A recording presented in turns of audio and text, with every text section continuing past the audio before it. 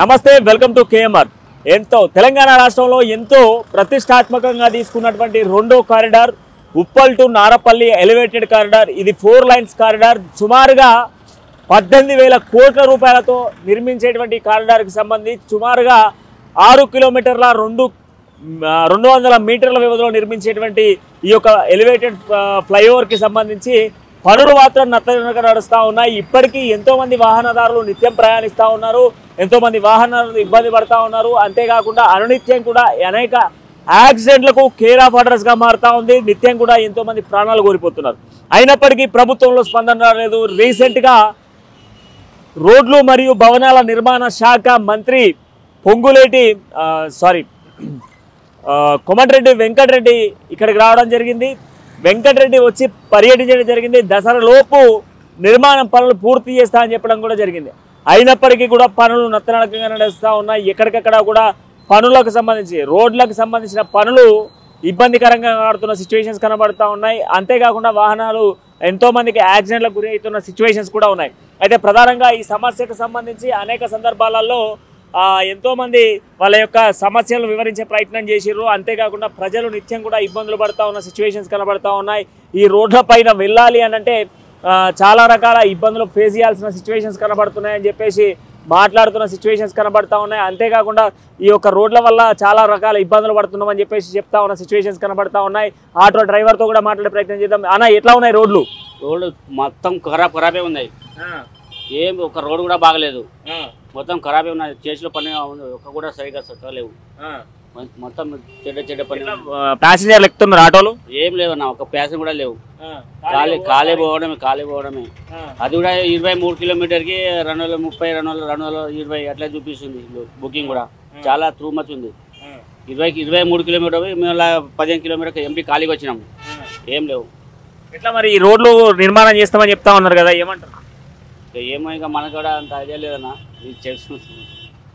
మొత్తంగా రోడ్లకు సంబంధించినటువంటి దాంట్లో చాలా వరకు ఇబ్బందులు పడుతున్నామని చెప్పేసి చెప్తా ఉన్న సిచ్యువేషన్స్ కనబడుతూ ఉన్నాయి.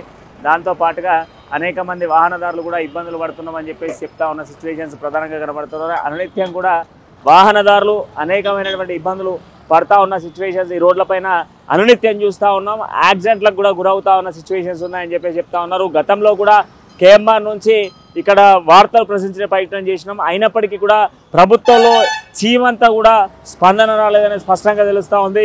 నిత్యం వాహనదారులు ఇబ్బంది పడడంతో పాటుగా ప్రాణాలు కూడా కోల్పోతున్న సిచ్యువేషన్స్ కనబడుతూ ఉన్నాయి. అంతేకాకుండా ఎంతోమంది వాహనదారులు ఇదే రోడ్లపైన వెళ్ళడం, యాక్సిడెంట్లకు గురి కావడం, ప్రాణాలు కోల్పోవడం, దాంతోపాటుగా దాదాపు సుమారుగా ఈ 8 ఏళ్ల వ్యవధిలో సుమారుగా ఒక 100 నుంచి 80 మంది ప్రాణాలు కోల్పోయారు. దాంట్లో యాక్సిడెంట్లు దాదాపు 100లాది యాక్సిడెంట్స్ ఈ రోడ్లపైన అయిన సిచ్యువేషన్స్ ఉన్నాయి. అయినప్పటికీ ప్రభుత్వంలో స్పందన కానీ ప్రభుత్వం చొరవ తీసుకొని వేగంగా పనులు పూర్తి చేసే దిశగా కూడా ఆలోచించట్లేదు. నిత్యం కూడా రద్దీగా ఉండేటువంటి నేషనల్ హైవే అటు యాదాద్రి తెలంగాణ బ్రాండ్ అంబాసిడర్, తెలంగాణ ఐకాన్గా చెప్పుకునేటువంటి ఈ రోడ్డు నిర్మాణానికి సంబంధించి కూడా ఇబ్బందులు పడుతూ ఉన్నారు. ఏదైనా రోడ్లకు సంబంధించి ఎట్లా ఉన్నాయి? రోడ్లు ఏం బాగాలేదు సార్, మొత్తం ఎట్లా అవుతుందో ఆడికి మొత్తం రోడ్ ఎట్లే ఉన్నాయి. ప్రాబ్లం ఇడికి వాడికి ఉప్పలు కోవాలంటే ప్రాబ్లం అవుతుంది చాలా. అంటే చాలా మంది అంటే కాంగ్రెస్ ప్రభుత్వానికి సంబంధించిన అధికారులు వస్తూ ఉన్నారు, పర్యవేక్షిస్తూ ఉన్నారు, రోడ్లు వేస్తామని చెప్పి సార్ ఎవరు పట్టించుకోరు అవన్నీ. వాళ్ళు చలాన్లు అవి చాలా చలాన్లు డ్రింక్ అండ్ డ్రైవ్ వాళ్ళ అడ్మిట్ కాన్సన్ట్రేషన్, కానీ ఒక కానిస్టేబుల్ కూడా ఎవరు పట్టించుకోరు అసలు. ఇక్కడ పొల్యూషన్ వల్ల కూడా ఇబ్బంది పడుతున్నారు. ఏం చేస్తుంది చెప్పు. అంటే ప్రాణాలు కూడా కోల్పోతున్నాం, యాక్సిడెంట్లు అవుతున్నాయని చెప్తా ఉన్నారు. రెండు యాక్సిడెంట్లు అయినాయి మొన్న రీసెంట్గా. అయినప్పటికీ కూడా స్పందన లేదు. అంటే మొన్న వెంకటరెడ్డి వచ్చిండు మంత్రి, వచ్చి దసరాలో కంప్లీట్ చేస్తామని చెప్పిండు కదా. సగం పని ఇండి అయింది కదా సార్, ఇంకేముంది. దసరా దగ్గరకు వచ్చింది, ఇంకా 10 రోజులు మొత్తం అయిపోతుంది. నారేపల్లిది ఫ్లేవర్ కాదు కదా, ఇప్పుడంతా అయితే కాదు, టైం పడుతుంది ఇంకా దానికి. ఇంకో 1 సంవత్సరం 2 సంవత్సరాలు టైం పడుతుంది. ఇంకా ఇంకో వాహనదారుతో మాట్లాడే ప్రయత్నం చేద్దాము. బ్రదర్, ఈ రోడ్ పైన రోజు ట్రావెల్ చేస్తుంటారా మీరు? ఎట్లా ఉంది రోడ్స్, ఎట్లా ఉన్నాయి? రైట్, వాహనదారులంతా కూడా చాలా రకాలుగా ఇబ్బందులు పడుతూ ఉన్నారు. అండ్ మోరోవర్ ఈ ఫ్లైఓవర్కి సంబంధించి మనం చూస్తే వెళ్ళలేని సిచ్యువేషన్స్ కనబడుతూ ఉన్నాయి. ఫ్యామిలీస్తో వెళ్ళేటువంటి వాళ్ళంతా కూడా చాలా రకాల ఇబ్బందులు పడుతూ ఉన్నారు. అనునిత్యం కూడా ఈ రోడ్లపైన ట్రావెల్ చేయాలి అని అంటే చాలా రకాలుగా మేము ఇబ్బందులు పడాల్సిన సిచ్యువేషన్స్ ఏర్పడుతూ ఉన్నాయి.